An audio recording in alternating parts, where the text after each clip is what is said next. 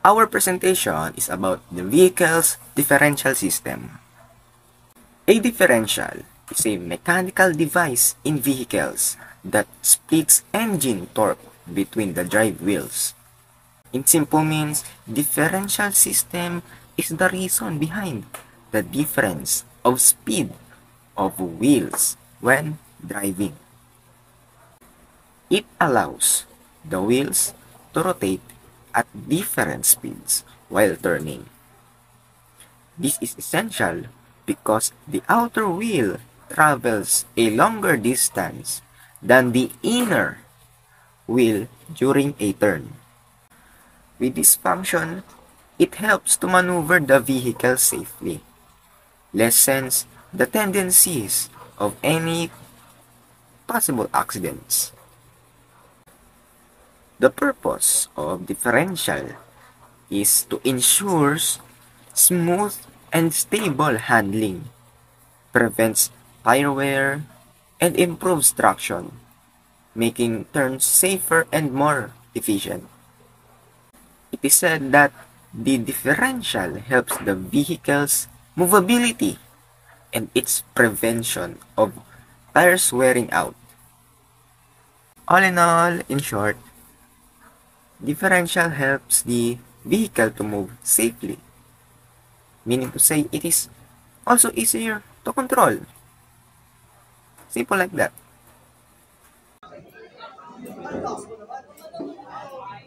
Ancient origins. Early differential concept appeared in ancient China in 20 BCE for navigation purposes. Pre-automotive era, the 17th century, watchmaking industry and James Watt steam engine developed laid the groundwork for differential mechanism. Modern differential invention once for picture patented the first modern differential in 1827 for steam-powered vehicles. Automotive adoption. Carl Benz introduced differentials in early cars 1888, making them essential for powered axles.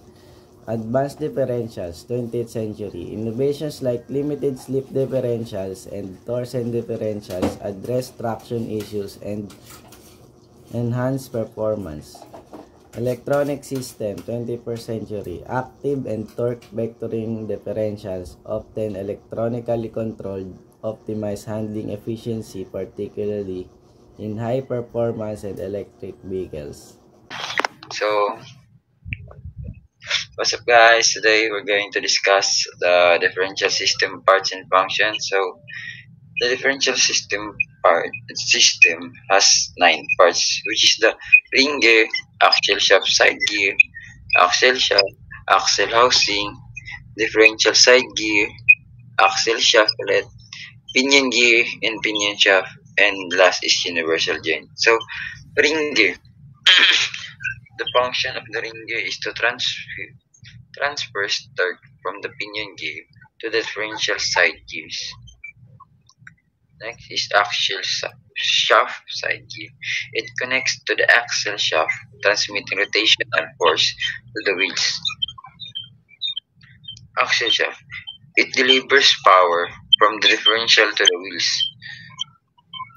Axle housing. The axle housing encases and protects the differential, axle shafts, and gear from external elements. Differential side gear. It allows the wheels to rotate at different speeds, especially while turning. Pinion gear. It transfers rotational motion from the drive shaft to the ring gear. Pinion shaft. The pinion shaft supports the pinion gear and transmits power from the drive shaft. Universal joint. The universal joints allows flexibility by connecting to the drive shaft to the pinion shaft and accommodating angular movement. And that's all, guys. Thank you for listening, and I hope you learned something. Bye bye.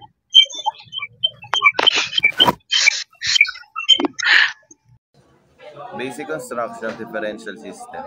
First, differential case. The differential case houses the gears that allows differential action.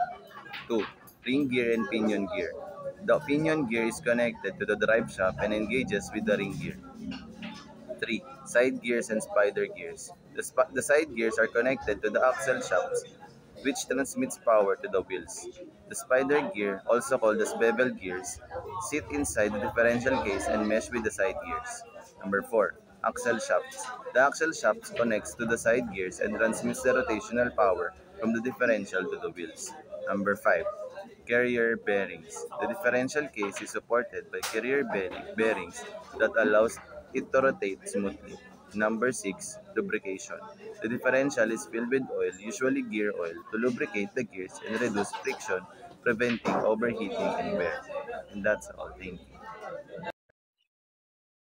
Limited slip differential.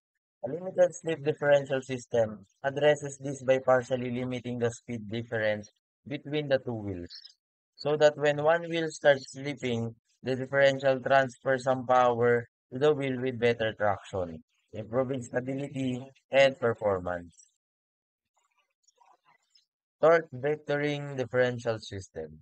A torque vectoring differential system is an advanced type of differential used in modern vehicles to improve handling, stability, and traction by dynamically distributing torque between the left and right wheels on an axle. Unlike the traditional limited slip differential, which primarily adjusts torque between two wheels and limit speed differences, torque vectoring can actively and independently manage the amount of torque sent to each wheel in real time, even if the wheels are on the same axle. Interlocking differential, also known as a locker, is a mechanical components that connect both wheels on the axle together. Open differential is the most basic form of comprises two valves of an axle with a rear and on each end, connected together by a third gear making up three sides of a square. Imagine driving your car around a corner.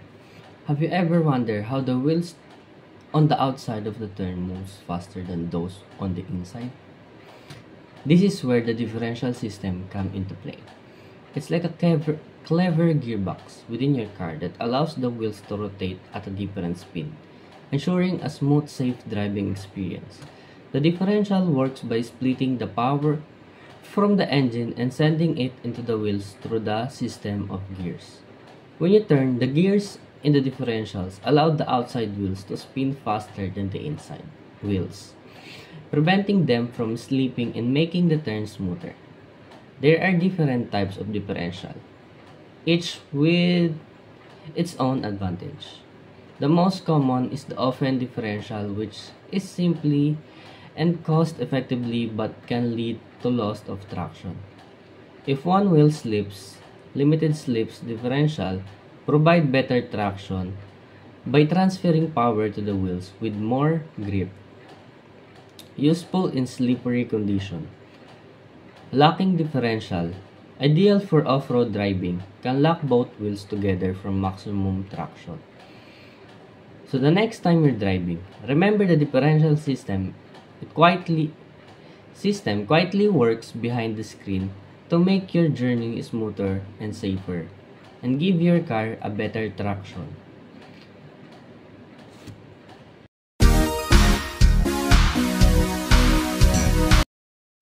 Our topic for today is about differential system.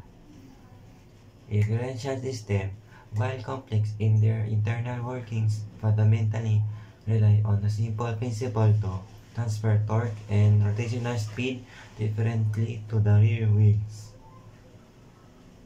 Steering and handling. Differential systems are essential for vehicles to navigate turns effectively. When a car turns, the outer wheel needs to travel a greater distance than the inner wheel.